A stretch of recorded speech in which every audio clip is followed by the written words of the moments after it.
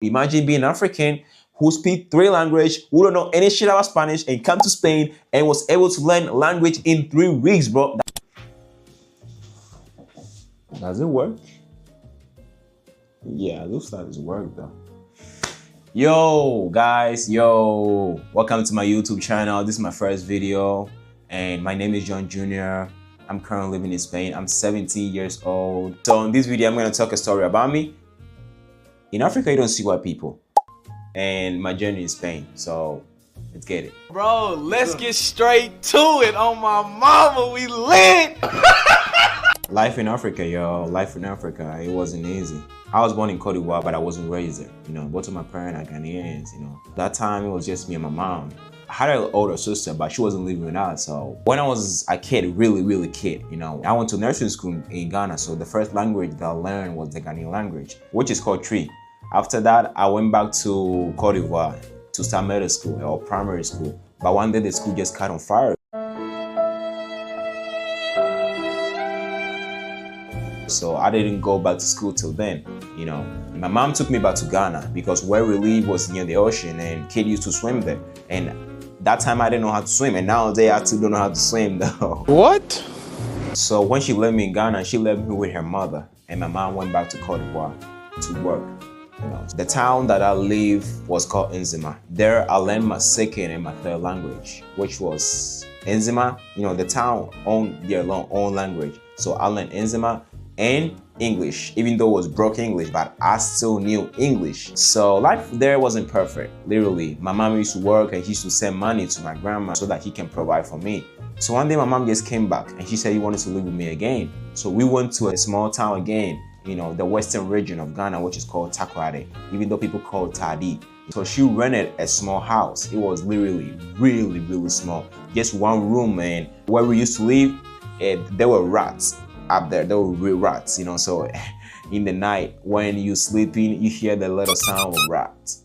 So that time I've never met my dad before. I didn't know who he was. I never saw my dad. I never met him before. So I asked my mom, do I have a dad?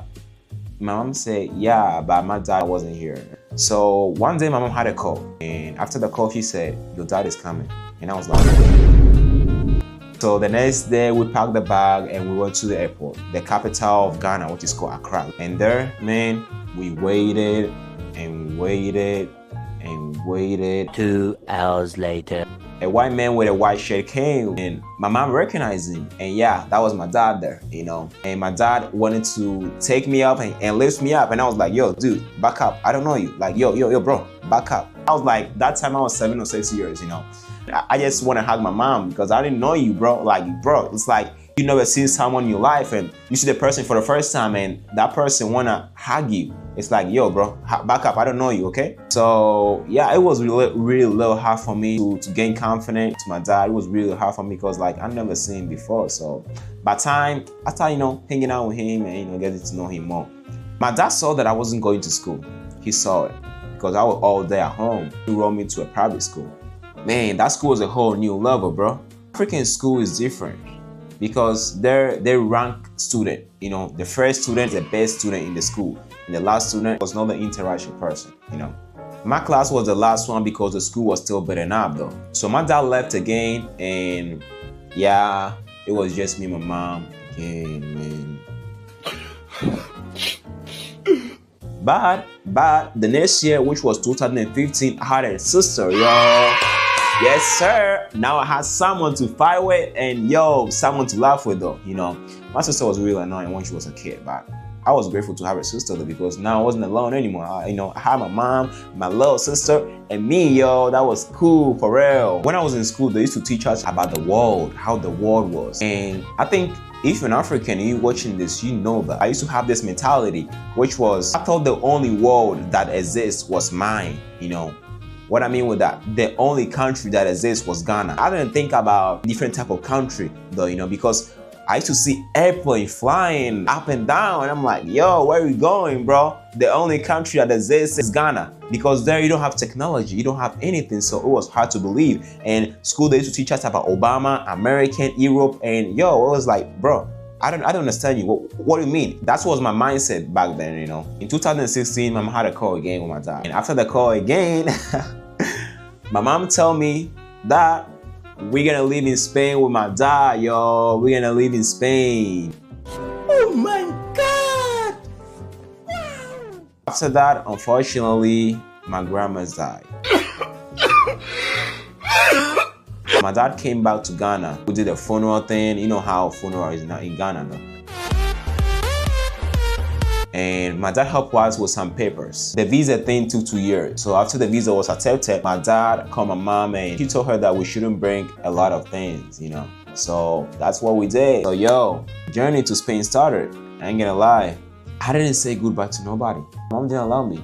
Although my friends knew that I was going to Spain, but the last day that I was leaving, I didn't have the opportunity to say goodbye to them. We went to the airport, we started the bag thing. One thing that I realized in the airport were white people, bro.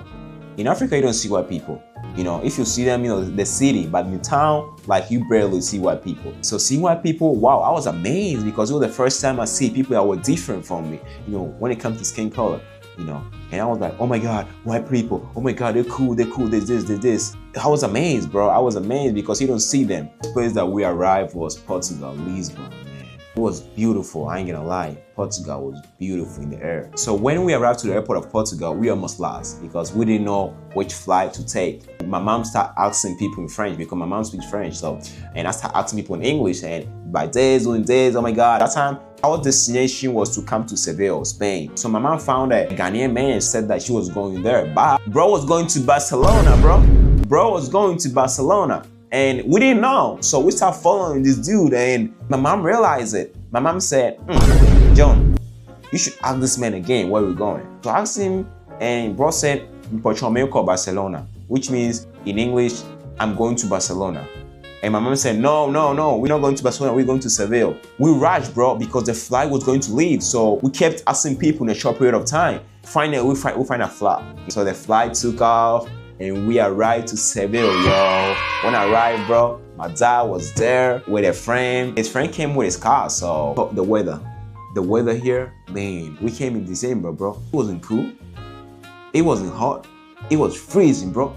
And also my dad told I not to bring a lot of stuff, so I didn't wear barely anything. I was wearing a t-shirt, bro, because you guys know African weather. It's not too cold, neither too hot. You know, after coming here, my dad took us to his apartment. He gave us food, and the first food that he gave us was French fries and chicken. But I thought it was cassava, so I asked him, yo, I was addicted to African food. I was addicted to Ghana food, so I thought it was cassava. But you know, but the food was good. It was good, ooh la la. The first night here, yo, it was uncomfortable for me because it's a new country. The weather was uncomfortable and a lot of white people, for real, you know. When I came here, it was cool. White people were the best, you know. But we're gonna keep going, So the next week, my daddy rolled me back to school. But here, the education is different. When you come from a different country, they lower your grade. For example, if you are in the 5th grade, they will lower you to the 4th grade. Fortunately, they didn't lower me because I bought a presentation card from Ghana for my principal saying that this kid is smart, blah, blah, blah, you know, a lot of things, you know. It was pretty cool. That time I didn't speak Spanish. I had to study in English, although they gave me Spanish classes, and I used to study at home too. That time, my class was singing a song. When I was a kid, I used to sing. You know, right now I don't sing because my voice is horrible, really horrible. Class used to sing, and I liked the song. I was pretty curious about the song. I wanted to know what the song was saying. I went to my music teacher, and I told him, sir, can you give me one of the paper sheet of the song, the lyrics? And bro looked at me like, bro, what are you talking about, man?